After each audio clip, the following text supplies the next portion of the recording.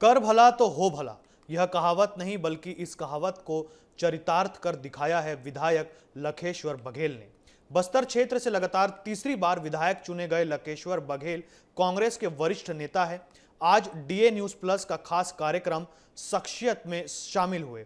बघेल की राजनीति सक्रियता से लेकर बस्तर को लगातार विजयी होने की वजह सहित मॉनसून सत्र जैसे तमाम मुद्दों को लेकर विधायक लखेश्वर ने डीए न्यूज से खास बातचीत की।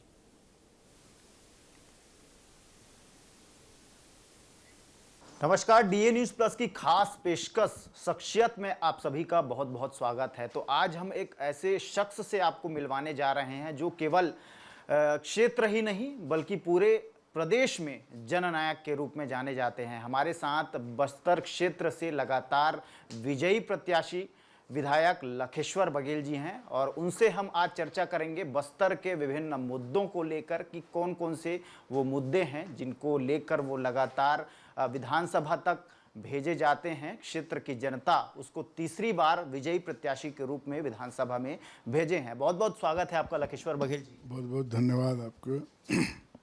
विधायक जी, सबसे पहला सवाल ये है कि लगातार हम देख रहे हैं सन 2000 से लेकर अब तक आप राजनीति में सक्रिय हैं। हम बस्तर क्षेत्र को देखते हैं तो पहले के बस्तर और अब के बस्तर में काफ़ी ज़्यादा बदलाव नज़र आता है। क्या लगता है पहले कैसा था बस्तर और अब किस तरह से बस्तर को आप देखते हैं? कि बस्तर एक शांति के टापू जाना जाता था और रहा डेवलपमेंट की। वास्तव में डेवलपमेंट इन सालों में कई काम हुए हैं, चाहे रोड के क्षेत्र में हो, पुल पुलिया के क्षेत्र में हो, चाहे सांस्कृतिक पर्यटक के क्षेत्र में हो। हर क्षेत्र में बहुत से काम बस्तर में सरकारें द्वारा विभिन्न क्षेत्रों में अच्छा काम करते आ रहे हैं। लगातार आप तीसरी बार विधायक चुनकर आए हैं। जनता के मुद्दे पर किस तरह से आप खरा उतरने का प्रयास करते हैं? देखिए, वास्तव में बस्तर तो एक पिछड़ा क्षेत्र है और बुनियादी सुविधा शिक्षा के क्षेत्र में चाहे हर क्षेत्र में तो पिछड़ी हुई है।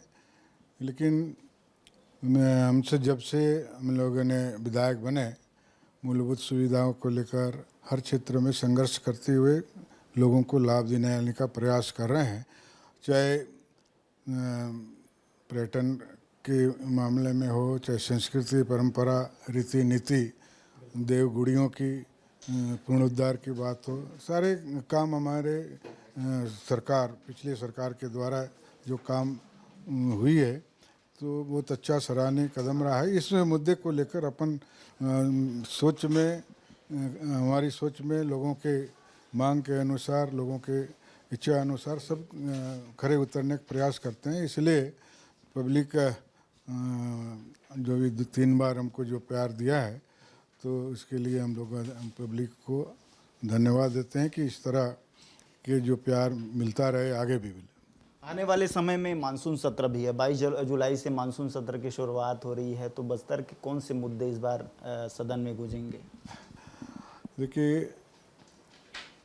वो वर्तमान सरकार जो 6 महीना का काम की, बहुत से मुद्दे दिए हैं हमको, बहुत से घटनाएं हुई है, चाहे कानून व्यवस्था के लेकर हो, चाहे और कई प्रकार के जो काम मुद्दे दिए हैं, उसको हम लोग पार्टी के थ्रू वरिष्ठों की चर्चा करके हम लोग बात को उठाएंगे। बोला एक अंतिम सवाल है, बस्तर क्षेत्र को जैसा आपने बताया कि शांति का टापू कहा जाता है, ऐसा कोई आपका सपना होगा कि बस्तर क्षेत्र में ये काम करना बाकी रह गया है जिसको लेकर भारी भरकम आप प्रयास भी कर रहे होंगे? आखिर कोई काम छूटा है क्या वहाँ जो आपका सपना होगा कि ये कार्य हो जाता तो और बहुत बेहतर हो जाता बस्तर?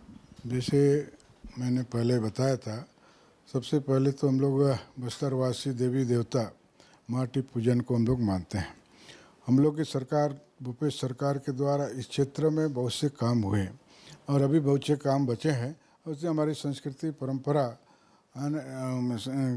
की काम जो बढ़ावा देने का काम होना था, ये नहीं हो पाई है। हम लोग प्रयास है और पिछली सरकार के द्वारा बहुत से ऐसे काम हमारे संस्कृति, हमारी परंपरा, हमारे रीति नीति को आगे बढ़ाने का जो काम हुआ है और जो भी बचा होगा तो आने वाला समय में हम लोग करने का प्रयास करेंगे। डीए न्यूज़ प्लस के माध्यम से क्या अपील करेंगे लोगों से आप?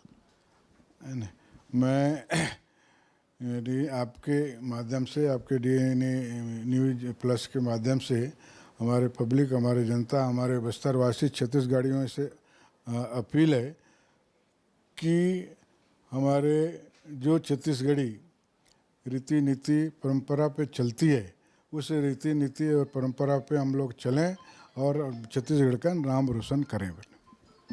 बिल्कुल, तो ये थे आज के हमारे शख्सियत में सबसे खास व्यक्ति हैं। बस्तर क्षेत्र के जननायक के रूप में इन्हें जाना जाता है। विभिन्न मुद्दों पर आज हमने चर्चा किया और बस्तर को लेकर क्या आगे उनका सपना है, इन तमाम विषयों को लेकर हमने उनसे बातचीत किया। तो इसी तरह लगातार हम शख्सियत के माध्यम से और अन्य लोगों से भी रूबरू होंगे और आपको डीए न्यूज़ प्लस के माध्यम से जानकारी देंगे और बताएंगे। तब तक के लिए बने रहिए हमारे साथ, देखते रहिए डीए न्यूज़ प्लस।